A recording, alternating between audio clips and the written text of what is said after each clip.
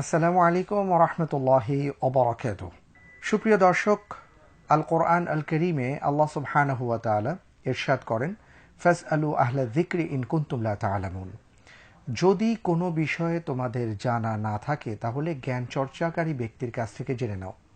আপনাদের প্রশ্নের উত্তর দেওয়ার জন্য আমাদের মাঝে উপস্থিত হয়েছেন বিশিষ্ট ইসলামী চিন্তাবিদ, শিক্ষাবিদ এবং গবেষক জনাব AQM আব্দুল হাকিম মাদানী। আসসালামু আলাইকুম ওয়া রাহমাতুল্লাহি ওয়া বারাকাতুহু। আমরা আসছি, আমাদের কথা আরো একজন দর্শক আছেন।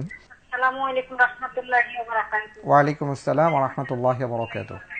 হুজুর, আমার একটা প্রশ্ন হলো কি, যে আমরা এমনিতে এই যে আপনার টিভি চ্যানেলটাতে এসব অনুষ্ঠান থেকে খুব সুন্দর লাগে, ভালো লাগে দেখি, আচ্ছা আচ্ছা, অনেক আনন্দ লাগে।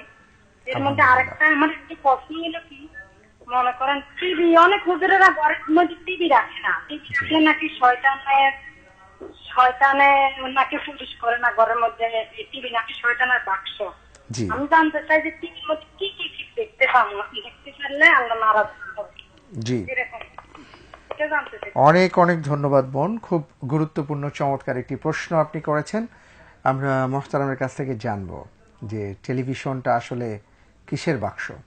একদিক থেকে চিন্তা করলে অনেক খারাপ মনে হয়, আবার ভালো মনে হয়। এটা একটা উদাহরণস্বরূপ আমি বলতে পারি। দেখেন, একটা চাকু কার ঘরে থাকে, সেই চাকু দিয়া ডাকাতি করা যায়, কাউকে হত্যা করা যায়, আবার চাকু দিয়া অপারেশন করে লোককে ভালো করা যায়। জি ওই চাকুটা কিন্তু নিজস্ব তার কোনো অ্যাকশন নাই, সে এই কাজটা করে। জি, ওইটাকে যে যেভাবে ব্যবহার করবে সেভাবেই তার খরচ। একই চাকু, কিন্তু এই চাকু ডাকাতের হাত থাকলে এক অবস্থা, আবার যে ডাক্তার সাহেবের কাছে থাকলে আরেক এক অবস্থা। তাহলে বোঝা গেল ওটা একটা বস্তু যা নিজস্ব কোনো ক্ষমতা নাই, তাকে যে ব্যবহার করছে, সে তাকে যেভাবে ব্যবহার করছে সেভাবে তার হুকুমটা হয়। এখন টিভি এটা একটা সৃষ্টি মাধ্যম, যার মাধ্যমে আমরা ভালো মন্দ সব কথাই কিন্তু জনগণের কাছে পৌঁছাতে পারি। এখন টিভির নিজস্ব কোনো ক্ষমতা নাই কারো কাছে ভালো বা মন্দ পৌঁছাবার জন্য। যারা সেই টিভিটাকে ব্যবহার করছে, যে ব্যক্তি টিভিটাকে ভালো কাজে ব্যবহার করছে, তখন টিভিটা কিন্তু ভালো হয়ে গেল। আবার যখন ওই টিভিটাকে কেউ খারাপ কাজে ব্যবহার করছে, ওটা কিন্তু খারাপ হয়ে গেল। যে কথাটা বলেছিলাম, আসলে ভালো মন্দ সে আলোকে হয়ে থাকে। এই জন্য আমার সম্ভবত মনে পড়ে কোনো এক আমাদের হাফিজ হুজুর সম্ভবত, তার কাছে কেউ জিজ্ঞেস করেছিল যে টিভি দেখা কি। তখন তিনি তো টিভি দেখেন না, তিনি তার পাশের লোকদেরকে বললেন, আচ্ছা টিভি কি জিনিস। আচ্ছা, তারা ব্যাখ্যা করলো সেখানে ছবি দেখা যায়।